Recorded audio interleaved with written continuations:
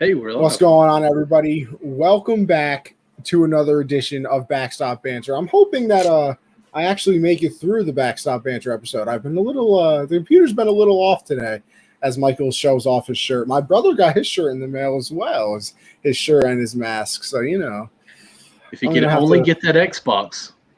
Yeah, if only he could get the. Could never be me. I have my beautiful gaming setup right next to me as I stare at my beautiful monitor and Xbox. Oh, what a time. What a time to be alive. Anyways, we have a great guest with us today who's been on the show quite a few times, and he also just got done going live like 2 seconds ago. Garrett from Iowa, who is actually from Iowa. How are we doing, Garrett? We are doing wonderful. Cubbies won today, so it's a good day. Oh, sorry, got choked. Sorry. We're happy the Cubs won for you, because the Reds didn't lose today, nor did they win. But we'll get into the Reds. I'm just gonna. I have some thoughts on the Reds, namely Castellanos. Oh, hey, legit player right now. Mm-hmm. So, Connie, how you been doing today? Tell me about how has your day been? How's your week been since I last seen you? Well, I got my second shot on Tuesday. Okay. And, I was a little nervous. I was going to have, the side effects, everybody, but I was good. I'm a soldier. I'm better than the average man. So I've been chilling. They gave me a couple of days off of work for it, thinking that I was going to be down bad, but I was fine. So I've been laying in bed watching baseball and playing Xbox, which is fine with me. So I have no complaints other than I found out today that I probably have to do an extra semester at school because my advisors are terrible. So, yeah, I'm a little upset about that one, but you know what? Life goes on. But you know what we do, Michael, around here? To start the episode off, of course. Listen, whoa, hold up. Before you can even do that, I'm hurt. Today is a special day, and I'm waiting to hear about it. No, I was letting Anthony say it. No, I don't think it's a special day. That's why. It's a very special day. I'm kidding, everybody. I did it on purpose today. I saw it in the chats. I ignored it all day. And that is because I wanted to give a big special shout out to Michael. It's his 64th birthday. Thank you. Technically, it's just 35, but. Yeah, 64th birthday. Good to know. I hope that you had a wonderful day, my friend. 35 years young, I assume. Thank you for saying young. You don't have to say that yet. I'm not that old. You can still just say 35 years old and go with it. So, I can't help it that you're not even legalized to buy beer or even can actually test drive a car yet. 20 days. So, it's okay. Nor can you use mybookie.com or mybookie.ag to make your bets. You're absolutely right because I can't. But in 20 days, I absolutely will be using mybookie.ag. And I will be using promo code USN100 because you know what? Around here, we do have to pay the bills. So like we were alluding to, if you're into the betting world, go over to MyBookie, mybookie.ag, and USN100 doubles your first deposit up to $2,000. Baseball season's in full swing right now, pun intended. Basketball season is going on right now. We got the Masters underway today. So if you want to bet on a little bit of golf, go ahead. You can bet on, ping pong or hockey or whatever the hell you want to bet on as well over at MyBookie. So go and check them out. Don't forget Japanese football. That's a thing. Garrett. Yeah, Garrett bets on it. I did not know that was a thing. I really didn't. Are we talking like American football or like football? Yeah, like American football played in Japan. Japanese football. That's fantastic. Well, Michael, people from the other countries say football and really mean soccer and all that. So I had to make it clear for everybody. But with that being said, also go over to RxHemp. RxHemp-USN will save you 10% on your entire order. They have the premium CBD pain relief creams.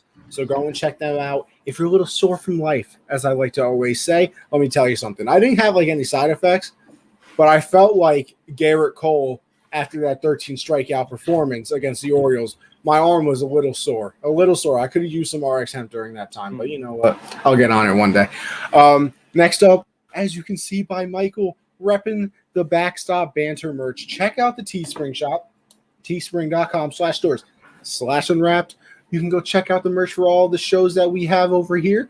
Let's see. We got the network has its merch, unwrapped, some beautiful shirts and things like that. We also have the individual shows, so Generational Sports, the hard count. I was on Saturday Standouts yesterday with Caleb and Sam.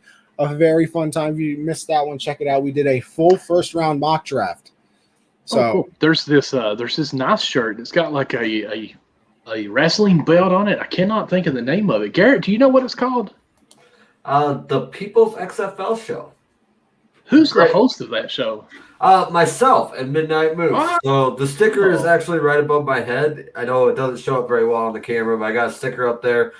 Bomb-ass logo on the shirt as well, so check them out. Yes, sir. Make sure you go check out everybody's merch. Listen, if there's a show that you like via the Unwrap Network, they have merch. So go check them out. Put some money in their pockets, people.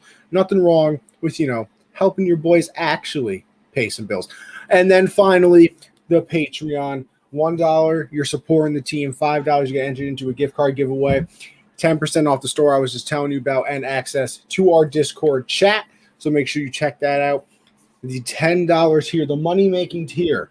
You get everything I just said, except the 10% discount goes to $20, and you get entered in to our signed, memorabilia giveaway. Last month, we did a David Montgomery jersey giveaway, and I wonder who won that.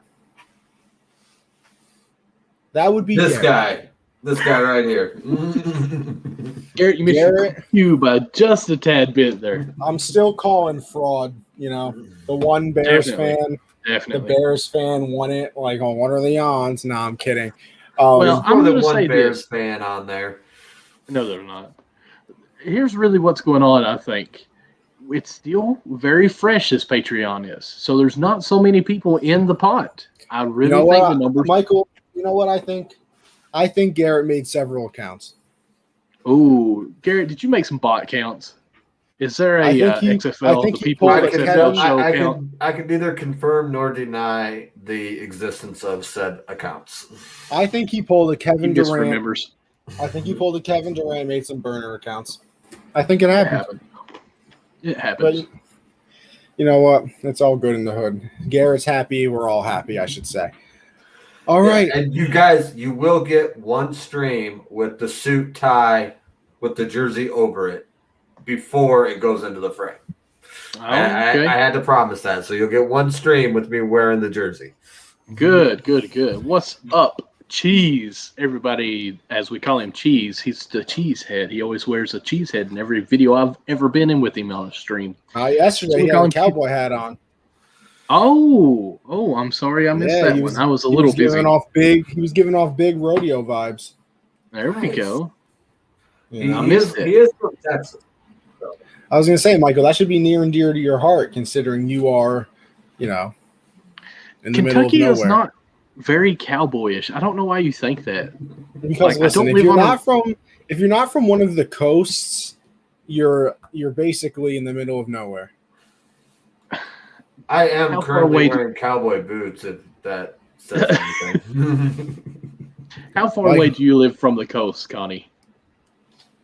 I don't know. I'm not a good direction guy. Oh, okay. Is it an hour or I'm like an hour from the city, so I don't live in the middle of nowhere. Michael, you're like 16 hours from your nearest grocery store. I'm 45 minutes from the city. I don't know what you're talking about. Ooh. He's more city than you. No, there's no city like New York City, baby. Oh, New York. Oh, sorry. I didn't realize you were talking about that place. That is the one and only city. I will say this. I'm from Kentucky. I've been to LA and I've been to New York. I've been to Chicago. Out of those three, I would say Chicago was the friendliest, but New York was definitely much more better. Of course, Chicago. Hey, that's how we speak down here, okay? Actually, it's just how I speak. Everyone makes fun of me on that too. But Chicago, it was around St. Patrick's Day. Could have been why a lot of people were friendly. The river was green. It was really cool. But New York definitely. You're telling me New York people weren't friendly? I'm shocked. Dude, I've told you the story many times. I about died on the streets in front of Abercrombie and Fitch. Listen, that was a total sarcasm. If you ever come to New York and expect hospitality, you're in the wrong city, my friend. Yes. People will tell you. Know. People will tell a pregnant woman to get out of their seat. Like, it's really, But hey, listen, it makes you tough. It makes you tough. My fun big city story: when I was 19 years old and driving truck, we took the wrong exit in Chicago, and we got pulled over. And the cop walked up to us, told us we were idiots, and wanted to know what we were doing in that part of town, and then gave us a siren escort out of the neighborhood. Wow. Jesus. You guys pulled off on the wrong neighborhood, huh? Yeah. Yeah, man. I mean, that tops the cake. How cute. Thank you, Jesse. I wanted to see how far I could get into the episode without Michael saying, you didn't tell me a happy birthday? I was waiting. 2 minutes. I was waiting. I wanted to see if I could take it all if I could have taken it all the way to the end. Oh my God. Would have been great content. Garrett wouldn't have allowed it. He's got me. I would have. I would just let Anthony hang himself. I would just let him. Yeah, I made sure to read every message that said happy birthday as well. Thank you, Matt. Thank you. Even though Jason said it before you and you've been in here longer. But I wanted you to know that I was seeing the messages and just not saying it. Well, see, it doesn't say who's read them. Actually, it does. I just don't click on all that. Yeah, that's too much effort. Well, it doesn't take too much effort actually talking about baseball, which is probably what a baseball show should do. Let's do it. First, I'm going to do this because Christian asked, and I happened to bring it up. Here is the beard stuff that I put on before the show. Beard serum. I brought up here, Christian. You're not on here. Probably not. From Rite Aid. Christian. Oh, well. Christian's, in and out of place. Christian's a busy man. He is a very busy man. Okay, let's talk some baseball. All righty. Well, you know what? I honestly didn't have a real rundown because I wanted to just get into the conversation that is baseball. But the story that I did want to start with, just because it's what's being talked about right now, and it's kind of close to home. The Mets walk-off today. Now, I don't know if you guys saw it. Mm-hmm. Michael, did you? I know you were at work. I was at work. I did not see it. All right, so let me give you a little breakdown. Who was it? It was against the Marlins. Marlins. Okay, yep. Keep going. So, bases loaded. Michael Conforto's up. I believe it was a 2-2 count. 2-2 count, bottom of the ninth, bases loaded, tie game. Oh, look, Michael. Look who's here. Dodgers. Hey, Christian, I was just talking about you. I brought this up just for you because I knew you'd be on this wonderful show. Here's the beard serum that I got from Rite Aid, just so you know. Hey, no free ads. Come on now. Protein in it that's supposed to help your beards be thicker.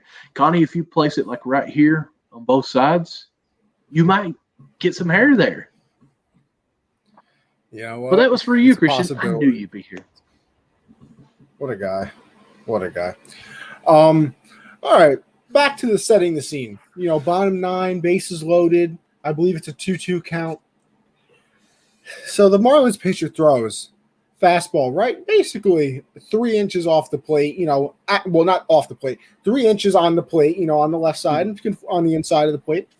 It was catching the inside corner. It was definitely a strike. It was 100% strike, easy call.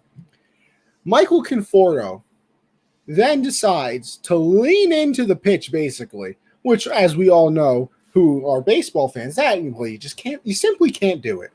Mm-hmm. Objection. Willie Contreras and Anthony Rizzo lean into pitches. Well, this guy stuck his arm in front of the pitch. There is a difference. All right. We're going over semantics here, but I'll let you. I found it on Bleacher Report now. I'm going to watch it. All right, but anyway, he basically leans into the pitch, sticks his arm out, and the umpire goes to call him out. I mean, yeah, he was ready to punch him out, and Michael Conforto turns around and looks at his elbow. He's like, "Oh no, it hit me," and the umpire's like, "You know what? You're right. Take first base, walk off. Mets win it." And that's not where the story ends, though, of course. Wow. Now Don Mattingly has to come out and argue it. So he's like, there's no way this happened, blah, blah, blah. They go to replay.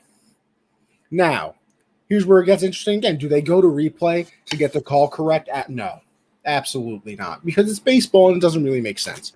They go to replay to make sure that it hits him, because obviously if it hit him and that's what the call on the field is, then he goes to first base. So they confirm the call. They confirm the call. Game over. Now, here's my problem. Listen, people argue back and forth about instant replay. Is it good for the game? It makes things take longer, this, that, and the third. If you're going to have instant replay, I beg of you to just make things reviewable. Because the problem with the whole thing. Yes. You can clearly see that he lunges forward to put his elbow in front of the ball.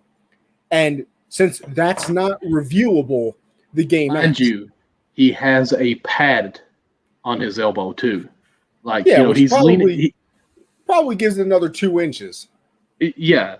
But not only that is, he obviously gets hit, like if you're up there taking this pitch, you're not going to lean in it without a pad, I mean, keep going anyways. It's just interesting that he has a pad too. Yeah, he definitely started to swing, pulled the swing back, and stuck his elbow into it. And yeah, this is on Manfred. It's a terrible fucking rule because it goes to review, and all they can review by the Major League rules is whether or not he got hit. They cannot review whether or not he leaned into it, whether or not he intentionally got hit by the pitch, whether or not it was a strike. The only thing that's reviewable is whether or not he got hit, and he got hit. So under the current Major League rules, once it went to review, the game was over. I mean, watching it live, that's horrible. Watching the ump actually signal strike first, like he's doing punch out, and he goes, "Oh, no, it hits your pad." That's pathetic. And even watching the replay that they show on here in slow-mo, like it is a strike. Like it's not even on the corner. It's inside the plate inside. Oh, yeah, that was definitely it was on the inside half, but it was definitely a strike. And the guy definitely stuck his arm out in front of it. Yeah. And you see, here's the thing, too. Like, it doesn't happen in baseball very often. It doesn't happen in a lot of sports often. But you can technically replay the game. Not replay the entire game, but the umpire after the game, like immediately after the game was said, "Oh, he stuck his arm out. It was a strike. It was a bad job by me." So now you have full admitted proof that he says it's a bad call. Now you go back in history. I think everybody remembers the Pine Tar game with the Yankees and the Royals. George Brett gets called out after he hits the home run, goes absolutely crazy. What a lot of people don't know is they resumed that game because they kind of said, it's kind of dumb that we said it wasn't a home run because he had Pine Tar a little bit further up on his bat. They replayed the game a couple months later. The Yankees took it as a joke. They had like Ron Guidry play center field. So they thought it was an absolute joke. But this is a moment where if you are decently smart, which means baseball won't do it, they restart the game in the 9th inning, bases loaded, 2 outs, and Pete Alonso's up now because he's the batter that's after Michael Conforto because that would have been strike 3. So it's a very simple fix, in my opinion. You had the players come in. You had the players come in early. I don't know if it has to be the same pitcher or something like that, but it's a simple fix. And here's the other thing, too. I think it gets attention on baseball. Because that's a very interesting thing that doesn't happen in other sports, and you could really catch the headlines. And right now, you're in the headlines for the bad reason. Now they always say, all publicity is good publicity, blah blah blah. So I mean, you're being talked about no matter what. But now you could turn the negative into a positive and actually, replay the event and have it go correctly. Yeah. It definitely should.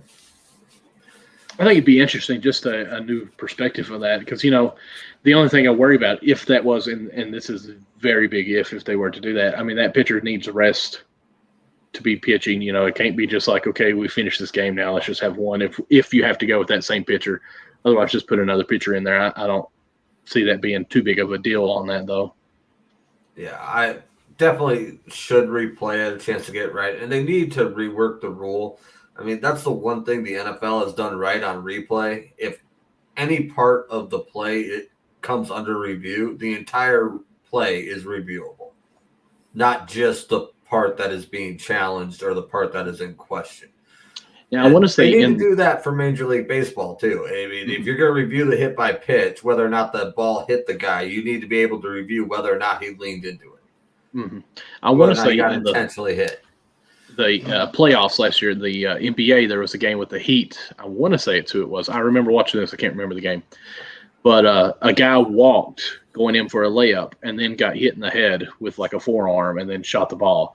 And they're like, okay, it's under review to see what time of contact. Can they go back far enough to see where he actually walked, or they have to watch only the play that they're actually questioning? And that's one of those, like, it's weird to do. Like, to me, if the play is under review in all sports, the play, not just a certain spot of it. Like, it's not really the play is under review. It's this one split millisecond is actually under review. Did it hit him or did he walk? So I think it's a simple fix. Okay, like this whole play, and in baseball too. Like, it doesn't matter. Like, it's a pitch. Back it up to before the pitch was pitched until there's a timeout called as they raise their hand, or an out happens.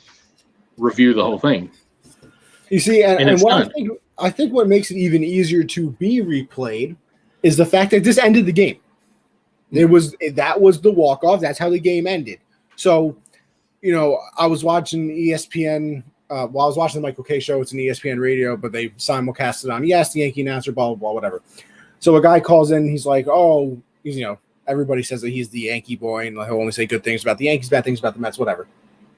And he calls in. He's like, oh, would you say the same thing about, the Derek Jeter home run, the walk-off where the kid reached over and caught it and bought this, that. See, that's where this is different, because the Yankees, I can't remember who they were playing in that series. Why do I feel like it was the Orioles? I don't know. I honestly can't remember right now. But he reached over and grabs the ball, and that ties the game. That was in the bottom of the eighth. They continued on and played the game. So then you're going back and trying to change history because, if that doesn't happen, then maybe the pitcher doesn't throw this pitch in this spot and blah, blah, blah. So that can get a little complicated. This is not complicated. The game ended because the umpire is stupid. Like, here's my thing. You can't get hit by a pitch on a strike call.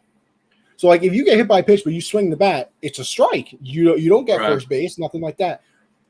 The umpire, like we all said, and Michael, like you saw in the video, is a millisecond away from saying strike three. Yeah, and he says strike three. Yeah. He actually is going to pump out, then he goes, oh, no, it hit your elbow. He is calling it strike.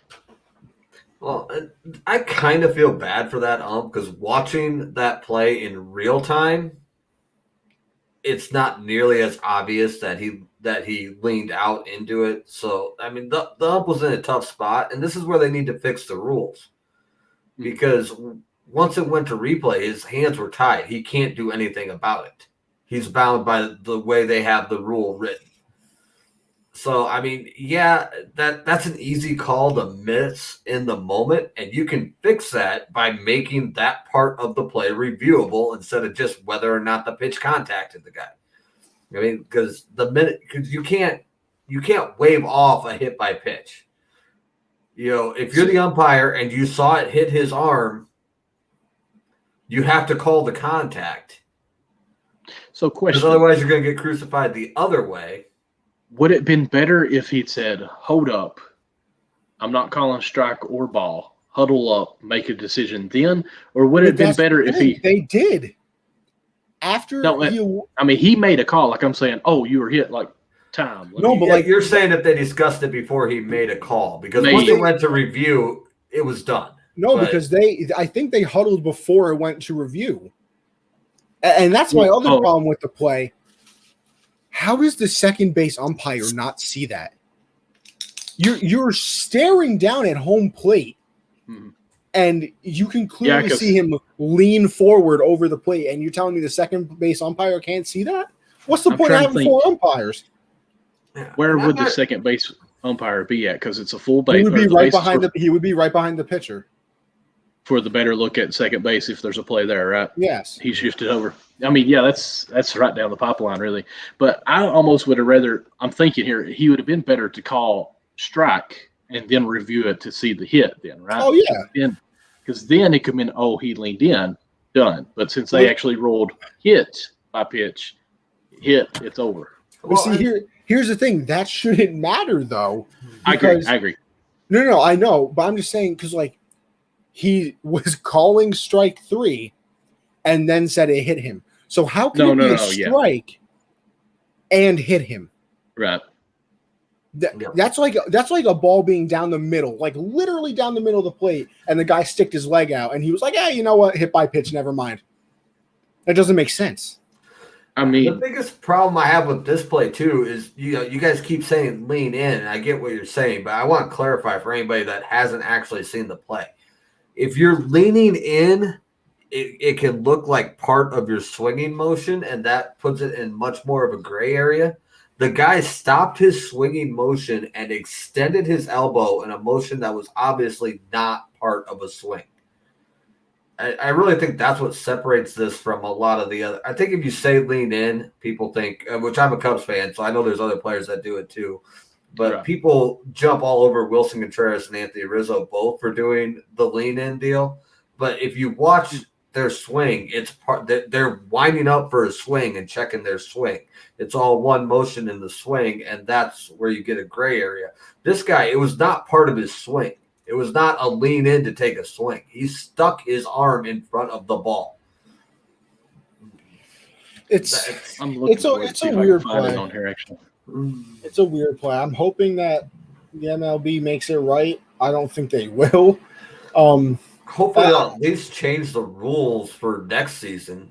Because I don't even have the because imagine this is Game 7 of the World Series, and I mean, don't get me wrong. What are the odds of that actually happening? This, that, but what if it did happen?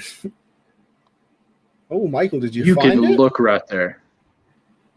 Yeah, you can tell he's not even swinging. Trying to swing. That elbow is extended. That's why. That's what I wish. I realized. I wish the tweet wasn't there because look. Scroll down, Michael. Scroll down one more time, a little bit. Look where that ball is on the plate. Yeah, that's a strike. Oh yeah. That's an inch. That's an inch on the plate. If anything, it's a little high, but I mean that's a strike. Yep. That is strike 3. That's why I was saying it's not leaning in, because a lot of people will say, well, the guy leaned into the pitch, and if you watch the film, it's actually him just checking a swing. No, this was not. This guy stuck his arm in front of the ball. It was not a lean. Yeah. Usually a lean in is going to hit in the shoulder up high. I consider a lean in just leaning over the plate on purpose, but whatever. Yeah. But I don't know. And I respect. You're not wrong there, Anthony. But that's where you get into a gray area, because if it's part of your natural swing, that's different than intentionally attempting to get hit by the ball.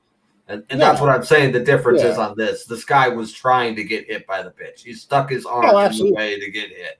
It wasn't part of his swing. It wasn't like he was checking a swing and got a little bit over the plate. He done stuck his arm in the way. This is what I hate right here. As it pulls up, it says the umpire said I should have called the Mets out. Yep. You looked at on review, or somebody committee did, it was obvious you should have called him out. See, that's what I don't get.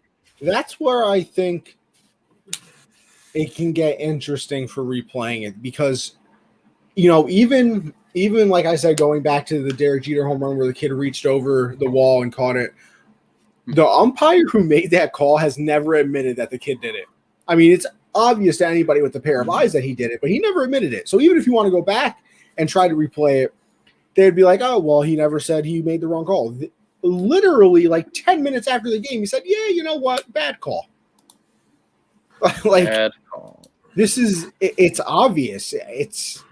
I'm trying to think. It's clear and obvious. Isn't that what what the NFL says on catches and things like that must be a clear and obvious catch. That's pretty clear and obvious. Yeah. And I mean, like I said, if you're gonna have replay, just make things reviewable. Like, make everything possible to be reviewed. Because, like I said, it's probably never gonna happen. But if this is your team losing Game 7 of the World Series because of that, I don't know how baseball fans are really going to react to that one. No. So before it becomes a bigger problem, you might as well stop it now. And that was the last thing I wanted to get into about this. The one thing I really respect, and we saw it on that tweet that Michael brought up of the picture as well. The Mets announcers destroyed the call, absolutely demolished them. Like, he was like, "That is a terrible call." He clearly leaned over the plate like he's going to be called out. And then when it went to review and they ended the game, they were shocked. They were like, "There's no way that the game should be over." Blah blah. I mean, there's Marlins people tweeting, or there's Marlins players, tweeting out, "This is BS." This, that, and they're like. And I don't blame them. How can you not be upset about that? Now, we don't think the Marlins are going to be a playoff team, but miracles happen like they did last season. And what if they miss a wild card spot by a game? By a game. Miami, all I'm going to say is I hate it for them. Whatever it happened. Let's move on to something else. I'm ready to talk about my Reds. All right, Michael. Go ahead. Hey, guys, I don't know if y'all know this, but there is 2 teams right now tied in first in the whole league with a record of 5-1. Yes, one team will definitely surprise you. It's the Phillies. And the second team, y'all, if you watch our show, you knew that they're going to be good, is the Cincinnati Reds. The Cincinnati freaking Reds. The redemption year that I've been saying about. Did you know this? Hey, Connie and Garrett, I'm going to throw this at you because you are a NL Central guy. Let me pull up my message here. I had it saved, and I got to go back and click on it. But the Reds have text message, actually.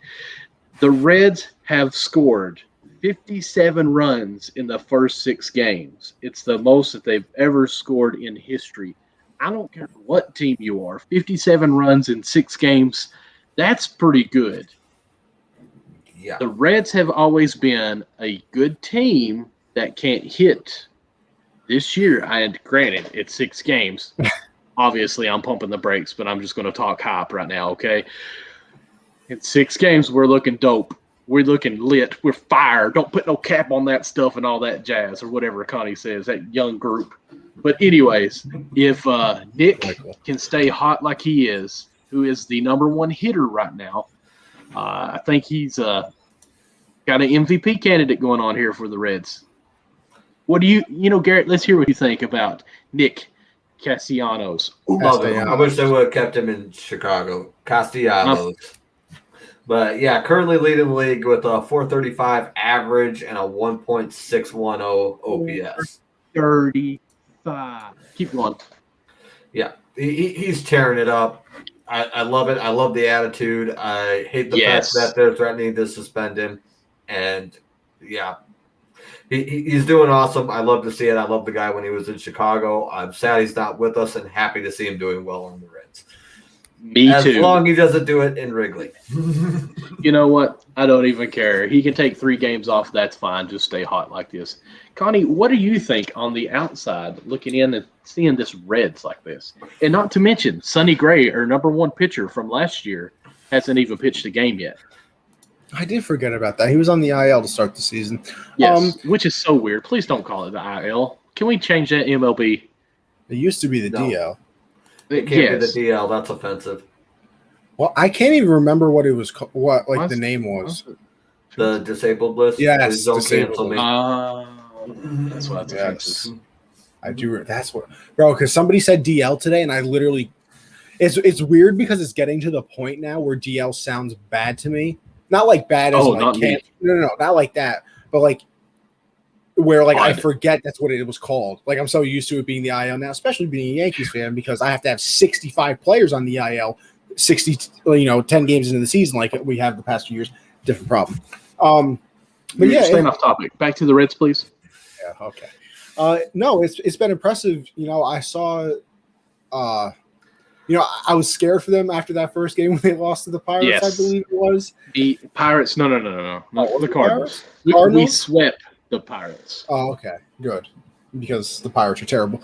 But yeah, it's been impressive. I saw something that they scored like 22 runs in a 3-game series or something of that nature. That's probably true. Oh, yeah, definitely. So the past 2 games, we scored 11 against the Pirates the second game, and the game I was at yesterday, actually, no, I think it might have been scored 14, I think. Yeah, I think it might have been 2 games.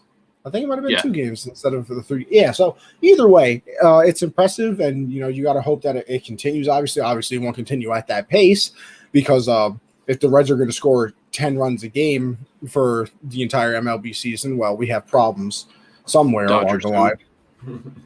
But yeah, it's impressive. I'll be happy for you now because I know it's not going to last. But yes, it is. I don't want to speak it into. It's a hard pace to keep up. I mean, that's true. Realistically, it's great to see him. I really like to see Castellanos coming out hot. Love it.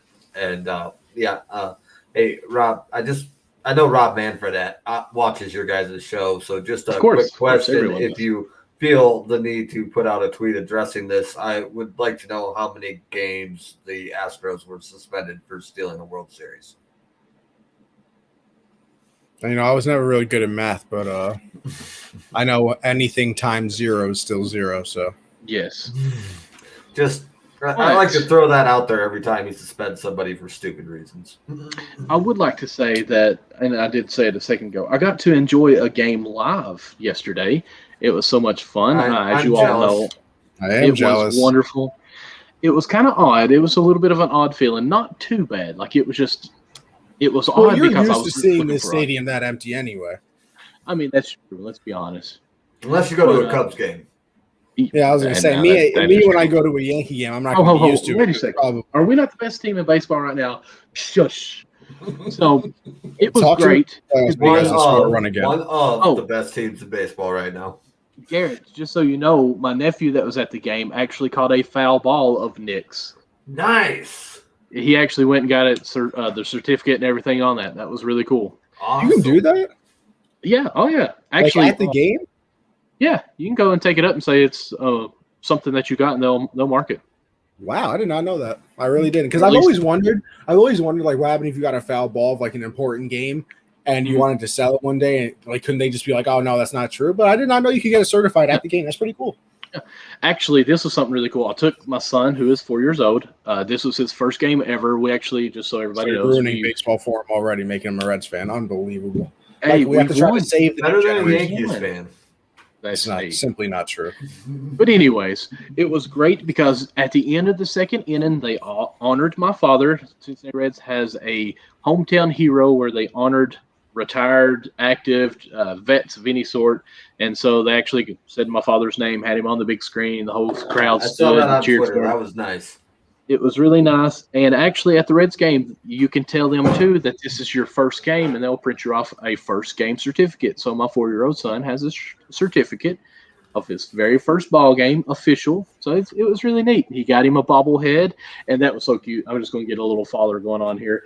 I said, look, son, you got you a bobblehead in your bag that we got. It was like $30 and a lot of stuff in there. And his eyes lit up so big. He said, I have my own bobblehead. I said, yeah, we can put it on my shelf. He goes, no, I need my own shelf. So I'm going to have to clean him off his shelf and put it into another room. It was a good father-son moment for me. Michael, as much as I want to make fun of you or like turn this around somehow, I can't, because I simply, believe it or not, cannot wait to experience that. Dude, listen, I can't stress it enough. There is so much joy in having a son that looks at you and you can tell how much he loves you. There will be no one in the world that loves you more than your children. Well, besides myself, because let me tell you, I'm fantastic. Have a good night. Moving on. I'm just In other fun live baseball news, your boy was on the marquee broadcast today. I did see that as well. Look at everybody being so famous. And Connie has to do another semester of college. Yes. And shout out to Marquee. I appreciate you throwing me up on the broadcast and everything. It would be extra cool if you guys could figure out how to broadcast games in Iowa. so I could like watch myself be on the game. That'd be nice too. So listen, Garrett, there are websites for that, you know. I don't want to get myself tracked down by the FBI or anything, but you know. Yeah. So, well, we'll talk. We'll talk. I am in the Cubs home market broadcast area, and I cannot watch Cubs games that are not nationally televised because Marquee can't get their shit together. So, a little bit of a sore spot for me. Yeah. See, this is why I love the Yankees having their own broadcast network. Like the Cubs have their own broadcast network that can't get their shit together. The Cubs own Marquee Network. And you can't now that makes sense. So. Is it not on WGN? Because like it is always here. No, when it was WGN, I could watch almost every game. Okay, I was going to say. Yeah, last season was the rollout season for Marquee Sports Network, and I don't know who was in charge of figuring out all the contracts or whatever. And I could get it on Hulu Live last year. They had a contract with Hulu Live, so I was subscribed to Hulu Live, and I canceled that this month because Marquee Sports is no longer on Hulu Live. And that was the whole reason I was paying for it. So that's what we say, ladies and gentlemen, is a tough life. Yeah. You know what that kind of sounds like to me? That kind of sounds like, you just get a lot of these different companies and different people doing a lot of gossip, trying to get you to buy things, trying to get you to buy into things. It just seems like there's a lot of this stuff talk about fake journalism and different things going on. I don't know if you all have heard about this, but as we transition over here to my boy Trevor Bauer, there's rumors now going on that a lot was what I heard was the wording, multiple baseballs were sent to the office to be observed. And, of course, Trevor Bauer, not being silent like himself, you can read here as I have it pulled up. I think it's readable. I'm on the different screen. Can you guys see it? Yeah, I can see it. Okay. So I've never really thought about this, but when, as an untrained person, hears and sees a report about multiple balls that this player used, you're thinking, oh, wow, they may have something. But as you can see here, Trevor's tweeted out, where's the article saying that even other pitchers have been their baseballs have been taken as well, So I wonder, and I want to know, how many times has this actually happened? What do you all think? What do you all feel on this? Is this something that happens a lot, or is this just Bauer saying, hold up, don't single me out, playing the victim here? To play devil's advocate here real quick, and not just because it's Trevor Bauer, although you got to take it with a grain of salt because it is Trevor Bauer. But if there's a pitcher having their balls inspected because of possible cheating, I would not trust. Yeah, I would not trust that. I did feel like that needed to be clarified. If Trevor Bauer has his baseballs being taken in for inspection because because they think he might be cheating, I would not trust him as a primary source that this is a process that happens to everyone. I mean, that is true. Just saying. Listen, Michael, I know that you're in love with him, but let me tell you something. Trevor Bauer starting to get annoying. It's kind of annoying. Okay, he's not on my team no more. I could care less, really, if that makes any sense. No, that's not true. You love him. I did. I did love him, but he left my team. When an ex breaks up with you, you don't continue to love him. You got to move on and get over. Listen, I know plenty of people that are still infatuated. Anyway, listen, this is a thing in baseball now. They literally said this year that the baseballs were going to be taken out of play by pitchers at random or whatever and be inspected because they don't want pitchers, getting a higher spin rate with this, that, and third, blah, blah. All right. So they took yours and it got released that they took Trevor Bauer's baseballs and they're inspecting it, blah, blah, blah, this, that, and the third. Cry about it. I mean, you can't take a man's balls like that, okay? Michael, you're married, so Michael, I did that one. How that actually works. So. I was gonna make that joke. I didn't know how far I could go. Now I regret it. I was gonna say your wife says otherwise, but you know what? She wears the britches in the family, but that's totally fine. See, that's how I know you're from the country. This man said britches. Are you kidding me? Do you not say britches? No, dude, never. I got a really nice pair of britches right now. I got them from the Buckle, dude. They are comfy as fuck, man. That's where you get good britches. Is at the buckle. Never have I said that in my life. Britches? You need to say britches, man. No, it's pants. Just one time. Say britches for me. One time. Come on. I said it already. I didn't hear it though. You just make fun of me. You know what, Michael? It's a tough life, as I said. Okay. It's actually in the radio censored version of Cardi B's song. She's like, "There's some britches in this house. There's some britches." I'm gonna have to disagree with that. Okay, when you go grocery shopping and you put all your content into something and you push it around, what is that called? No, it's not a buggy. I'm just asking you. Homie. It's a shopping cart. It's a shopping cart. No, it's a buggy. Legit. God. Everyone here calls it a buggy. Tell me you say pop too. A two-wheel thing with a little awning that No. a horse pulls around. Yeah, a buggy is something the Amish use, my guy. Mm-hmm. No, that's a. They also use carts and wagons, but yeah, a buggy is definitely an Amish thing. It's a wagon. I'd also like to say it's soda and not pop. Oh, what a loser! No, I hate people that say. And you're also a cuss and not curse guy, which annoys me to no end. A what? You say cuss. We say cuss and curse, both. I've never heard you say curse. I always hear you say cuss, and it annoys me. Why does cuss annoy you? Don't Because cuss that's on not my show. Oh my! I'll cuss right now. It hurts. I'm not supposed to cuss on this show.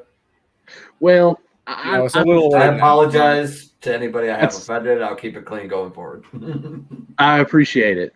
Luckily, you're very respectful. We'll just say that and move on. I tried. Garrett, do you say cuss or curse? I didn't know that was a big thing there. Interchangeable. I mean, it's just a pet peeve of mine. I think it kind of depends on the situation too, because I work in a shop. I'm a mechanic, and it would be really weird if the managers said, "Hey, that's too much. You need to calm down the cursing." That's a weird sentence. No, but every once in a while I'll be like, "Hey, customers are here. Knock off the cussing." That makes sense. That's so it's context. The exact same meaning. No. Yeah, curse is just so hard to say. That curse when you just go I know cuss. big words are hard for you, Michael. Do you wash clothes or do you wash clothes? Oh God.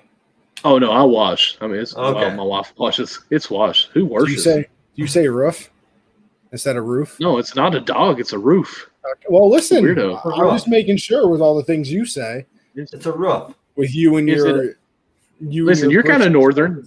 Do you say creek or do you say crick? Creek. Crick. Okay. See, it's a creek. It's not a crick. No, it's not. It's a creek. Do you say crayon or crayon? Crayon. No, I say crayon. Oh no, out. You're out. What about? Or are you a caramel or caramel kind of guy? Caramel. I'm caramel. Oh my God, that's even worse. Well, it depends. If you're being fancy, it's caramel. If you're not, it's caramel. Oh, so you're fancy with your cowboy boots and your britches on? With your caramel bar, or you can say it's a caramel bar. I feel like caramel is the more fancy. No, caramel sounds fancy to me. Caramel. You're putting an extra syllable in when you don't need to. Mm-hmm. Well, I've learned today that I hate co-host more than I already did, and listen, I got one more question. Garrett, I got one more question since you're a crick instead of a creek.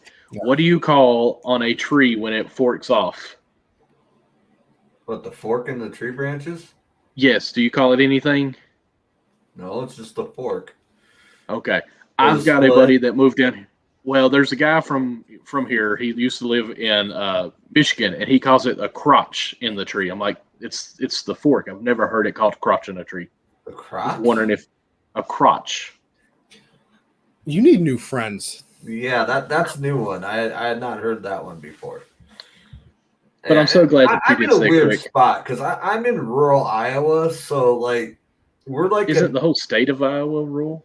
Mostly, but anyway, you guys can't decide if you know. We're just an interesting mix of a little bit of Western slang, a little bit of Southern. Y'all is fairly common around here. Yes. Not a y'all guy. But and Of course we say not. crick, not creek. But then there's other stuff like buggy. I have never heard of that. That blows my mind. Like legit, that really blows my mind. That is so annoying. Buggy. It's a shopping cart. Yeah. One that bugs me here is yender. Have y'all ever heard yender? Yonder. No.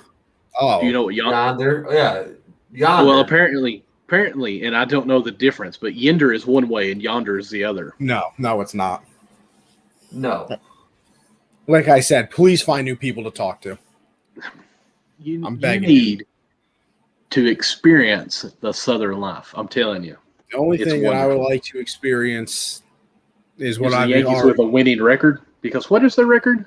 I think they're 400. I think they're 500. Okay, I got one more for you that I think might be an Iowa thing because I haven't heard about. Do you ever give directions by talking by how many sections you have to go past? Like, what's a section? A square mile.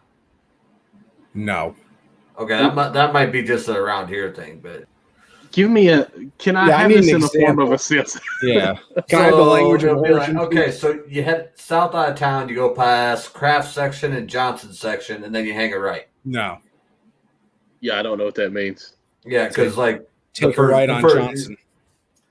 Yeah, so it's another way of saying you go by the Kraft farm and the Johnson farm, and then you take a right. But you call it the Kraft section because that's the square mile that the Kraft farm is on. Well, I mean, honestly, that makes sense because y'all are. I mean, it's basically all squares and it's everyone's farm. Oh, so, I mean, yeah, that makes Iowa is sense. awesome. Like I have never been lost in Iowa. I haven't always known where I am, like exactly where I am, but like I'll know that I need to go like northeast to get to where I am. Right. So I'll just go north, and if I come to an intersection that I can't keep going north, I'll go east until I run into a road that I know. Because it's all square. I mean, that makes sense. Now here square. we don't really give directions by roads. It's more of like landmarks, if that makes sense. See, I'm a big landmark. That's a section thing too. I'm a big landmark guy because I'm not good with directions. Yeah. Well, it gets interesting though, because like my old man, he's really good at the landmark direction, but he'll tell you to like take a left at the farm, and there's 65 of them. No, he'll tell you to take a left at the Smith farm. And the Smith farm hasn't been a farm in 30 years. Yes. Like, it's just a cornfield. There's no farm there. Listen, like no I understand buildings, that. No driveway. Or, he's just like, yeah, you just, you head He's got to south, update his maps. You go 4 miles, you take a right, and then when you get to the corner by the Smith farm, you take a left. And then you'll be driving down the road, and you'll be looking around like, there ain't no farm. There isn't one. Like, where's this Smith farm? Then you call them up. They'll be like, well, they tore that down a few years back. And then I'll like ask my mom or my grandma about it. And they'll be like, yeah, that house burned down 30 years ago. And there hasn't been a house there since. So that's always fun. I live on the road is 522 here. And there's another road that runs parallel. It's 119. But the 522 is referred to as the old road, and 119 is the new road. The new road has probably been built since I've been alive, but it's still the new road. Yeah, so totally understand that. And we've got a Dairy Queen, and I say like, "Ooh, we got a Dairy Queen." That used to be called Druthers before it became actually a train name or a chain restaurant. And still, my dad's like, "Oh, it's down about Druthers." I'm like, "Never heard of that in my lifetime, Dad," but I know what you're talking about because I've lived with you for 35 years now. So, yeah, totally understand it. Old Highway 18 is still a thing, and there have been 2. We're on the second new Highway 18 since old 18 was 18. But people will still give you directions and tell you that it's on old 18. Now that Connie we up know here thinking Waze just tells me. Yeah, listen, it's called Google Maps. Yep. Actually, no, I don't use Google Maps. I use Apple Maps because, iPhone gang, but, same thing. Apple Maps are horrible. That's simply not true. I guess it's been 10 years since I've tried them, but yeah. 10 years ago, they were junk. I bet you Garrett is an Android. Oh, hell yeah. I hate Apple. Oh, my God. This episode keeps getting worse and worse. I mean, I'll agree with you on that. I don't know of any Androids that are nice. I know Apple makes a superior product, all things considered, I'm not going to argue that. It like really pisses me off that they do stuff like get rid of the band between headphones and charge you the same money for the headphones and then an extra $100 if you want a band to hook them together. When the headphones they come with the new headphones now. Like they just do they just make everything so expensive. That's why you get AirPods. You can buy a Chrome stick for $35 and an Apple TV, which is the same thing as $150. I mean, I agree with you. Like, so let's get back to baseball. Like Apple, but back to baseball. All right. Speaking of the Big Apple. Speaking of the Big Apple, there was one thing I wanted to get into because I did pull up our fantasy teams and I want to go over, an updated score. Because Michael, I think this is, the thing I want to give people the update every week, during baseball season, how the fantasy teams are doing. But somebody, is keeping an eye out. I actually did pick him up on my fantasy team. Tell me everybody's been paying attention to your mean Mercedes, the White Sox rookie catcher. I have not. I'm sorry. First of all, he started off his career 8 for 8. Yes. Yeah. And then today, just to add one on, he decided to hit a 481-foot home run. So he's doing pretty well. Obviously, you're front runner for, I would have to say, the AL Rookie of the Year at least. But he's been really fun to watch. Just seeing his highlights and everything like that. I mean, it's impressive to say the least. You start your career 8 for 8. I mean, I don't care who you are. That's a nice way to start it. And then I can't remember. I think it was the Tigers have a rookie as well who I think his first career game, he got his first hit. The second one, he hit a grand slam. And then the third one, he hit a walk-off. So there's been some fun rookies this year. I'll say that. So there's finally some new people to pay attention to. And, Michael, going back to what you said, the Yankees are 3-3, so calm down there, buddy. Okay. We're 6 games into the season. Okay. The Cubs are 4-3, so they're ahead of the Yankees. Wow. How far back are the Yankees, man? That's fine with me because, let's just get into the teams right now. Let's just get into the team, That's pitiful. I'm having a great day today. I mean, I don't know if you guys let's zoom in a little bit. We'll go to the box score. And we'll see what's going on today because, let me tell you something. I did a great job. And I mean great job drafting my team. I mean, I think I'm this is about how good your team is. It's lagging. I mean, I don't know. This is Can we just kick him out here? Garrett walks off because he kicked himself off. Oh, there you are. Hey, where'd you go, man? You know what? I guess sharing the screens is not going to be for me today. I understand because it was rough. It was kind of like listening to you actually co-host a show. That's just simply not true because that would have been fantastic. It would have been like you trying to say Buggy. Here, let me see if I can find ESPN.com. Sign in. I've actually never done this on a laptop. Your signal was so bad, Garrett left. Just so you know, not left the stream. He just said, "I'm out," because I can get sandwich by the it's done talking. Well, I didn't know that's all I had to do to get Garrett to leave. I would have done it a lot sooner. Oh, now listen, if you try to be a mean person now. My team right now, I had a fantastic day. I had 55 points. My team went 15 for 33. I had nobody pitch today, though, which kind of hurts me a little bit. Garrett, you're muted. I just said, hey, Connie's back. About time, right? I am. We're gonna see if people can pull it up now.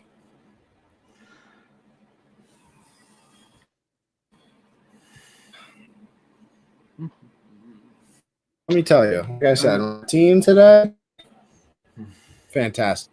You know that Nolan Arenado guy that everybody was complaining about. or saying wasn't going to be good, aka Garrett and Jesse. 6 points I today. said he was going to have a drop a guy hitting all of his games so far.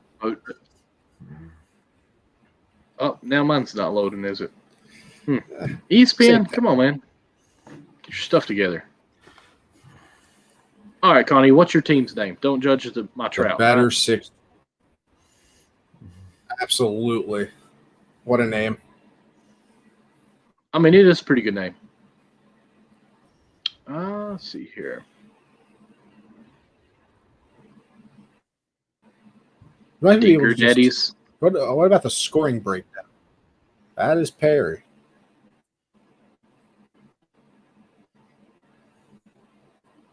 Apparently, ESPN's just going to be slow for us tonight. Struggle is real. Well, you know what? It's fine. I'll read some things off. Your mean Mercedes, 7 points today. He had 10 in his first game, 7 in his third game. He had -1, so that one hurt a little bit. He had 0 points in another game, but he got a hit as well. So, it's all right. Paul Goldschmidt, I did not know he was day today, but he's been pretty solid so far. I can't complain. I was going to say. Kettle Marte has been fun. Now, he is injured right now. I didn't know he was going on the IL until today. But I mean, 9, 2, 3, 6, and then put up the 0 before going on the IL. So he's been nice for me. Correa's finally starting to do something. Got me the 11 points today. That 11 today, 8 the other day, 3. So he's not been bad. And then let me tell you something. I know the projections might not have said he would be number 1, but the fact that I got Mikey Trout at the 3rd pick, I will gladly take that any day of the week. Taking the best player in baseball.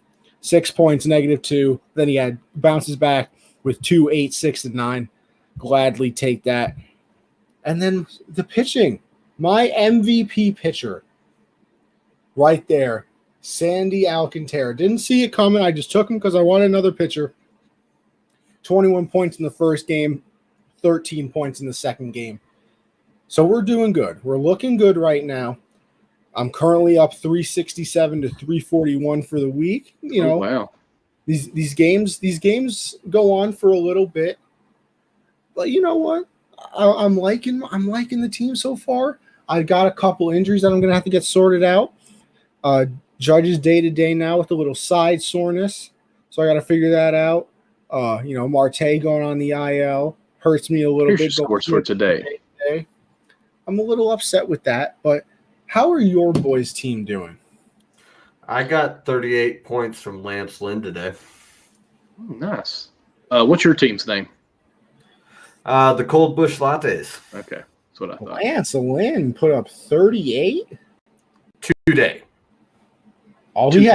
He had a complete game. I don't think anybody's ever done that in the MLB in the past 20 years. I didn't think it was possible. The professor did it opening day last year. Who was the professor? 11 Ks. He says. I feel like the pitchers definitely have a better chance of scoring, but of course. Well, you got 3 points per, so if you can get that multi-inning reliever, it helps you out a lot. It really does. Yeah, so I was definitely on a live stream during the draft, so I'm going to be working on some trades through the next few days. But Garrett, if you want to make a trade with me, just let me know. We aren't going down that road again. Listen, the team's always available for trades. Yo, Michael, let me get my boy DJ. I can't believe you took him. You know what? No, I kind of like his versatile ability on my team. Unbelievable. I don't want that. Because I was actually, as we're, versatile, buggy. It's whatever. I'm looking at my friend's team right now. His pitcher got him -11 points. Oh, wow. That hurts. Took and the see, L, I'm looking at my earned runs. Oh, my God. I'm looking at my team, and I've got a few people that are off tomorrow. That's going to hurt me a little bit, but overall, I'm still happy with my team. I've got to figure out something with outfield. I've got to somehow get some more outfield. Bell's hurt. I got a lot of DH and first basemen, so it's kind of hard to move around. Winker's out still day to day. He hasn't played in a couple of days. Having him back would be nice, but again, he's a red, and our replacement for him, Tyler Adquin, I think's his name. He hit first pitch, first inning home run yesterday, and had I think a double. He's had like 3 home runs past 2 games, so don't know what's going to go on there. We can't. Are you, Connie? Are you the 6-tool team? That's me. That's I just sent you a trade, Michael. Oh, good. Well, let's see it live. Let's see it. Oh no, come on! I might have to redo it. I don't. Let me go back to share. I hit propose, and it gave me an error has occurred, and now it says refreshing live stats. So okay, let me bring it back up so I can, because I don't see a trade that's came through. My other fantasy team that I decided to do randomly. I don't know, man. I don't think I'm a fan. I don't think because I went with a different strategy in this one though, because I didn't know. It was my first fantasy baseball thing, so I drafted pitchers. To start it off, didn't get too many position players off the start. Kind of like I did. I went with DeGrom, Darvish, and Flaherty. I think out of my first 3 out of my 4 picks. I mean, it's not a bad team though. I mean, I got Realmuto, Jose Abreu, Altuve, Matt Chapman, Glaber. The outfield is rough, though, let me tell you. Mike Yastrzemski, Trey Mancini, Senzel, Dozier. Oof. Senzel had a pretty good ball game yesterday. Did he? Am I still around? Oh, he did. He had 9 points for me yesterday. Mm-hmm. I think he had a home run. I'm not for sure. Okay, the trade should be. It said it went through this time. I put it back through. All right, this is the moment of truth, people. I don't know how long it takes ESPN to update, but on my app it said it went through. Okay. Let's go, Michael. We got to see this trade. Where's my notification at? Hit refresh. Come on. Sorry, guys. My ADHD is kicking in here as I'm waiting. I don't see you guys on my screen. I'm looking at the other one, so I don't even pay attention to y'all are talking to me. I'd like to provide an update, Michael. I was talking about my brother's parlay that he needed. Yes. Both of the last final legs have hit. Nice. Oh, wow, nice. He has won his parlay. I believe it was a nice $500 come up. Let's see this. Receive James McCann and Maeda for Kyle Hendrick and Wilson Contreras. What's the thought process here, Michael? Well, I'm looking at this one here. So, okay, this is what I need to look at. Okay. Honestly, I'm sitting here thinking out loud. He is a huge Cubs fan, so I'm pretty sure that I could probably milk this as much as I wanted to and try to push for more. I am short. I'm a huge Cubs fan, but I'm not crazy. I'll trade you position for position because I think Contreras is going to break out, and Hendricks looked a little shaky his first start, so he's kind of a little lower value right now.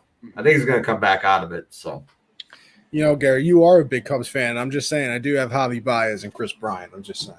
Hold up. Let me finish looking first, okay? If Michael takes this, I'm going to be done trading for Cubs people because you can't have too many players from the same team on your fantasy team. I agree. Unless you're the Reds, and then it's working well right now. It's not going to keep working well, though, is the problem. Jesus, there's no MLB games tomorrow or something? Why I got so many people off? No, the Reds definitely play tomorrow. I know the Yankees. I'm looking at my team. There's nobody playing. Yeah, I don't know. They're doing things a little weird this year. I don't really understand it because the Cubs played Milwaukee yesterday, the last game of the series. They played Pittsburgh the first game of the series today, and then they have tomorrow off, and then they play the next 2 games Saturday and Sunday. You would have thought that they'd have today off and then play the 3 games against the Pirates. Well, I got 3 people that I can move into the starting lineup, so that helps me out, though, I will say. Although I can't put Kettle Marte on the IL because I already have 3 players on the IL. It's killing me. Wow. Well, you see, I'm going to have to look at that more.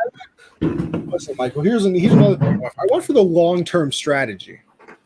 Okay. Because I picked Luis Severino with my final pick in the draft. Mm-hmm. And then I also picked up Noah Syndergaard off of waivers. And I'm expecting both of them to come back and be very solid pitchers. So when I have that, I can get rid of some other ones. Because, I also got Carlos Carrasco on the IL right now. When he comes back, I might be able to get rid of somebody else. Because, that's the other thing I'm thinking. Maybe I can trade them to somebody who needs a starting pitcher, or maybe trade a relief pitcher when they come back for somebody who needs a starting pitcher. So I went with the long-term play here. Because I don't think I think Severino's coming back around the All-Star break, and I think Syndergaard is coming back in like August. Mm-hmm. So I went with the long-term play and hoping that I can get some trades down the line. I'm also hoping that, Domingo Germán decides to actually be good this year, so I can trade him away maybe. I'm very upset, though, because I swore that Steven Strasburg was on the IL with, the rest of the Nationals because everybody got COVID. And he wasn't, and he pitched the other day and got 20 points on my bench. Oh, my. Are you serious? Oh, I'm deathly serious. So it was a tough life for the kid that day, but it's okay. We'll survive. It happens, Well, know what, boys? I don't got nothing else to talk about in this baseball world. Anybody else want to throw anything out there before we head on out?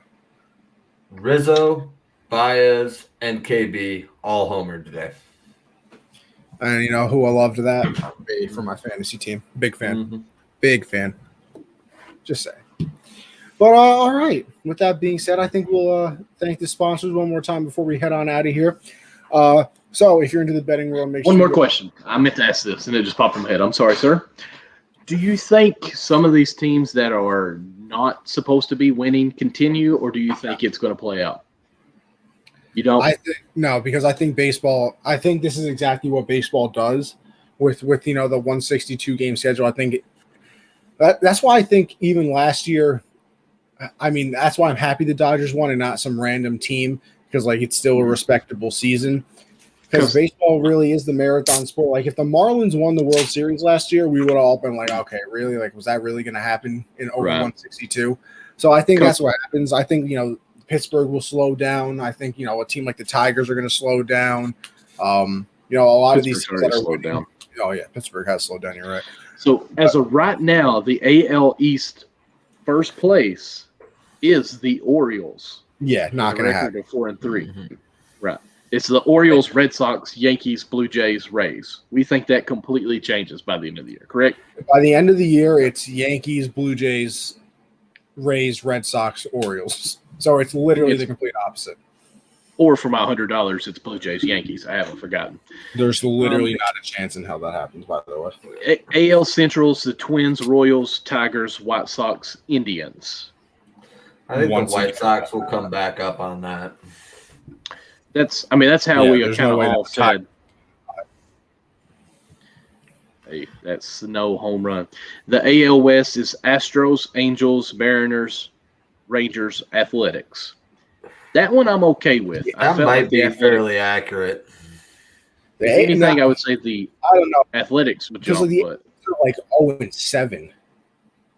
So they're 1-6. They're going to start winning eventually. 1-6. They're 1-6. Yeah, but standings wise, I could see them staying. I mean, obviously they're going to win some more games, but the NL East: Phillies, Mets, National, Braves, Marlins. And the Phillies are 6-1. Like I said, there were some people that randomly started to fall in love with the Phillies. So I think it changes because I think the Braves will get better, and I think the Mets, especially when they get their pitching back, are going to be a lot better. But I don't. Granted, we know. I don't see too much change because the division is going to be so jumbled anyway that I don't know where everybody's going to land. So like I don't want to sit here and say that that's terrible because coming down to the end of the season, that might be what just happens. Well, what's crazy is the Phillies are 5-1, and of course Mets are just 2-2. Games canceled. Nats are 1-2. The Braves are 2-4, and then the Marlins are 1-6.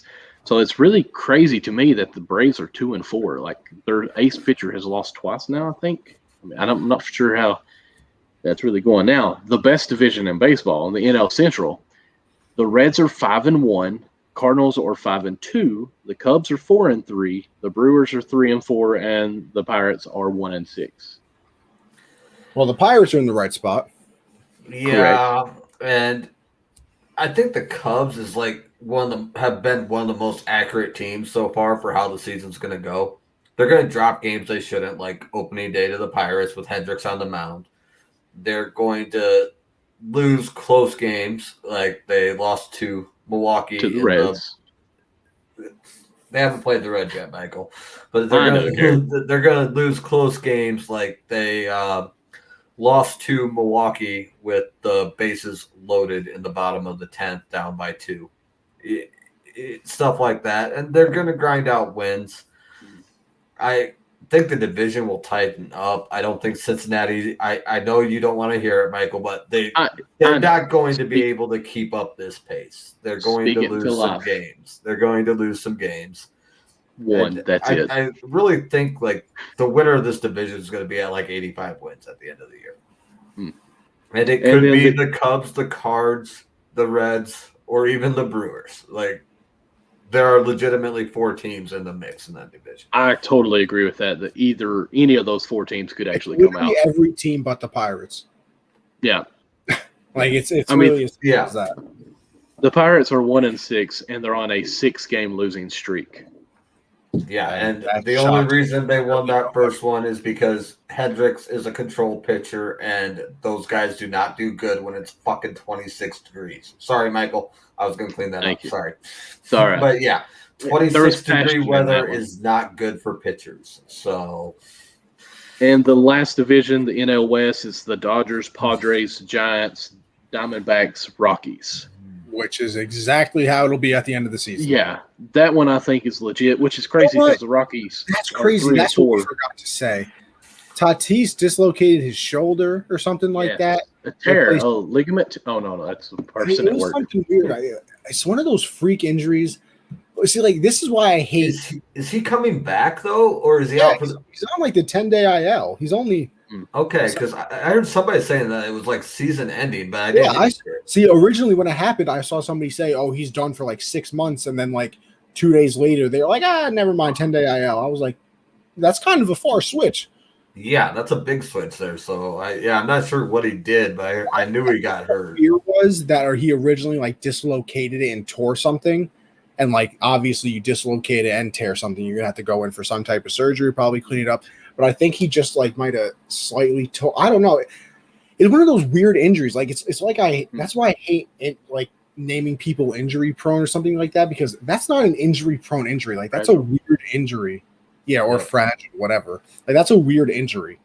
Like him getting hurt doing that. While swinging, right? He was swinging at a pitch. I mean, I can just go on things that I know, and Michael's going to get annoyed.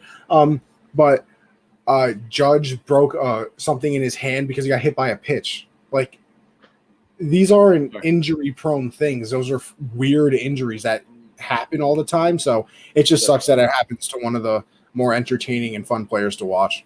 Yeah, and injuries are always weird. I mean, like, even getting outside of baseball, I separated my ribs from my sternum climbing out of a combine and was in a sling for 6 weeks last winter. Crawling out of a what? Combine. A combine? I have no idea what that is. Google John Deere combine. One of these days. It's a farm thing. It's a piece of farm machinery. It's what I work on. It's my day job.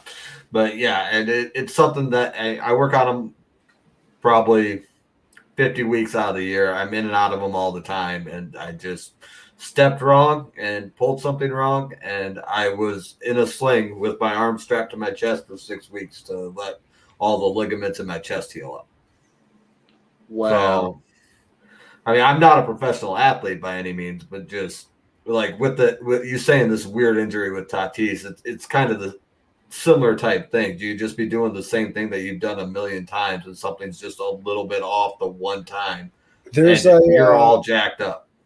I can't remember exactly who the pitcher was, but there was a pitcher who was cutting something and just like ended up clipping the side of his hand one time, but it hit a nerve or like a ligament, so he was done for like a couple months. Like it's like those weird little stories. Or I remember there was Jose Quintana missed like the first 2.5 months of last year because a wine glass broke while he was doing dishes. Yeah. Just like, oh, no. How did I forget this? My favorite injury of all time. Yoenis Cespedes messing up both of his ankles chasing donkeys at his farm. And he stepped into a pothole and like messed both of them up. God, that is good stuff. Yeah, there's a guy for the Cubs that threw his back out and missed a pitcher missed like 3.5 weeks, threw his back out, putting his pants on. There was another guy that messed up his back picking up his son. Yep. There's some weird there's just in life. Weird stuff that happens. Oh. Mm-hmm. And you know what?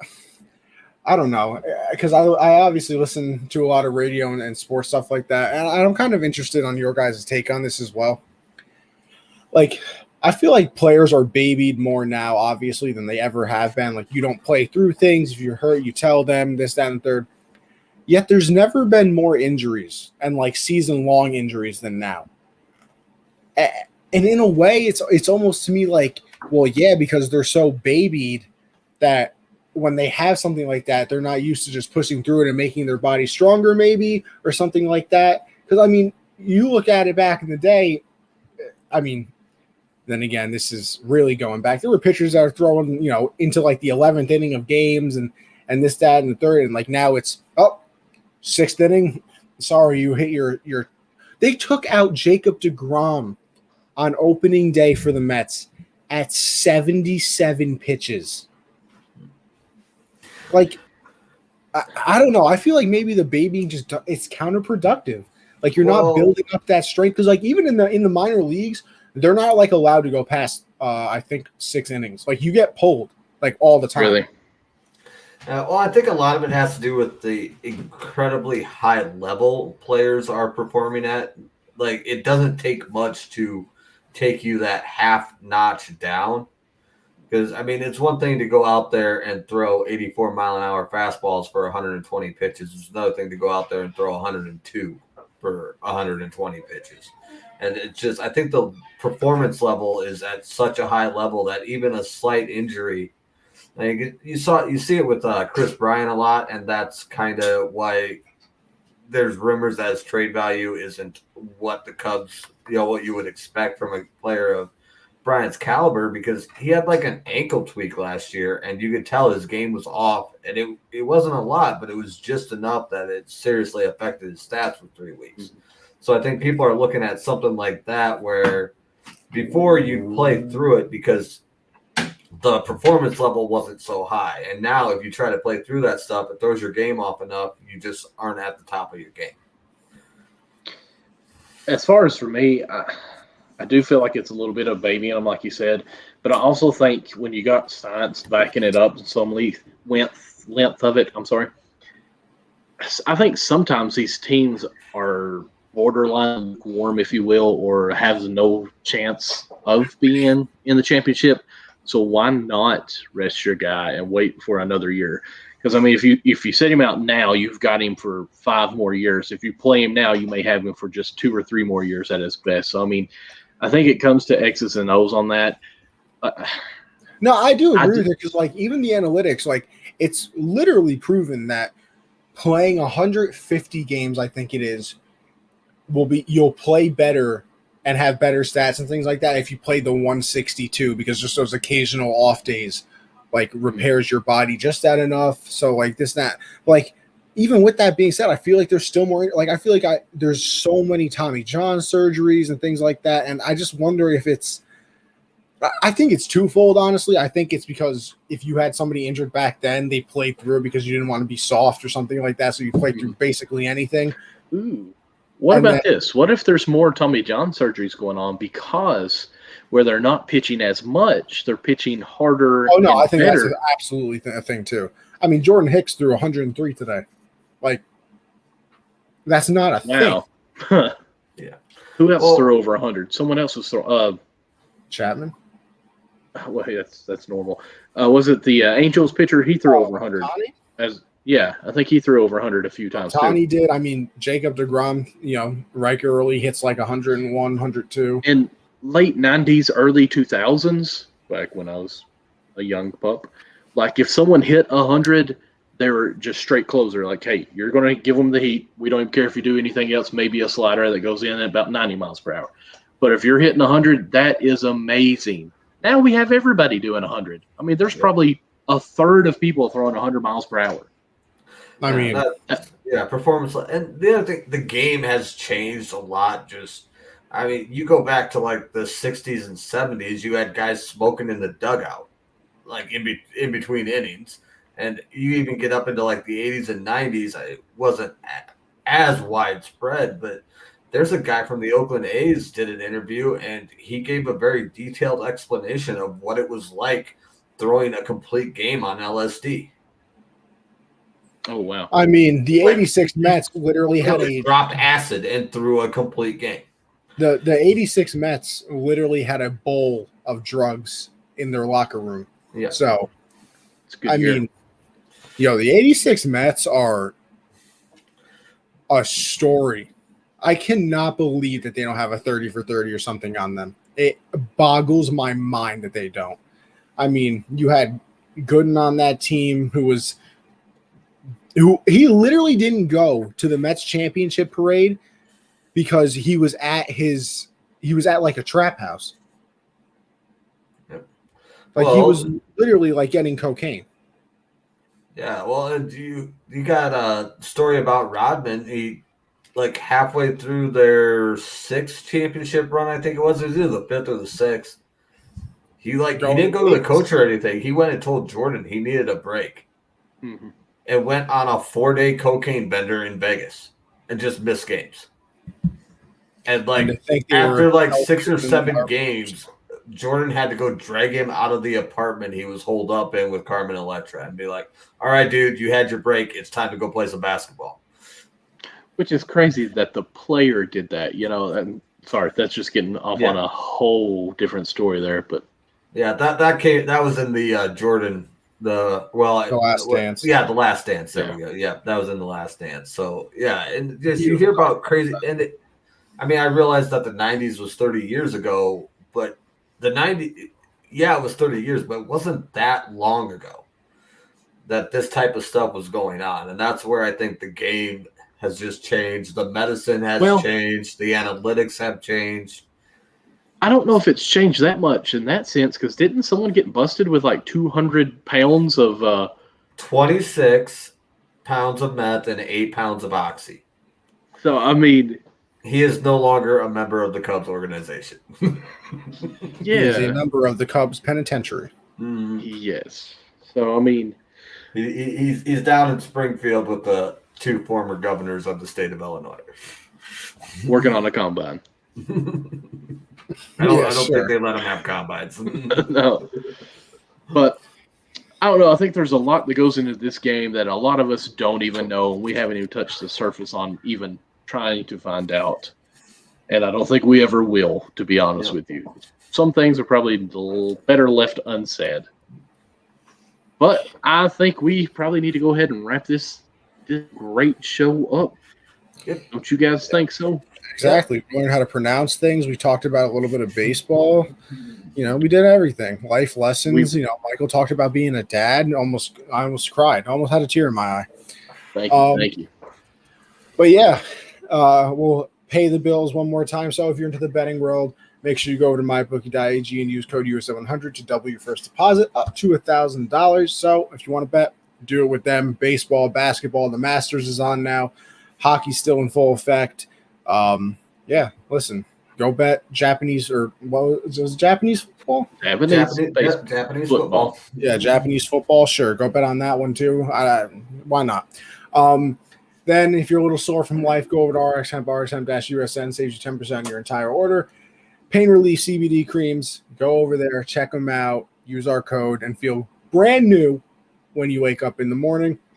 Next up, as Michael has shown throughout the show, go over to the Teespring stores, teespring.com/stores/unwrapped, and go check out the merch, baby. The network has its own merch, and then, wonderful shows like this one have its own merch as well. We got the Backstop Banter shirt and mask. My brother got his mask and shirt in the mail today.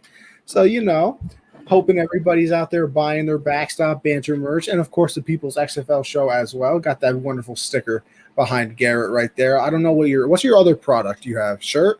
Yeah, I got a t-shirt too. They're pretty badass. And a t-shirt, so make sure you go check them out as well. And then finally, the Patreon, $1, you're letting us know you like what we do. $5, you get 10% off that store I was just talking about. You get entered into an Amazon gift card giveaway, and you get access to our Discord chat, where you're like an honorary member of the fam. And then the $10 tier, you get everything I just said, except that 10% discount goes to $20. And you got entered into a signed memorabilia giveaway each month. I'm not sure what this month is. Yeah, I don't think we've announced it, but we have the winner of last month's. Garrett right there won the Bears David Montgomery jersey. So make sure you check it out if you guys want to. The Bears. So make sure you guys go and check that out. But I will give the floor to Garrett to plug his stuff before we head on out.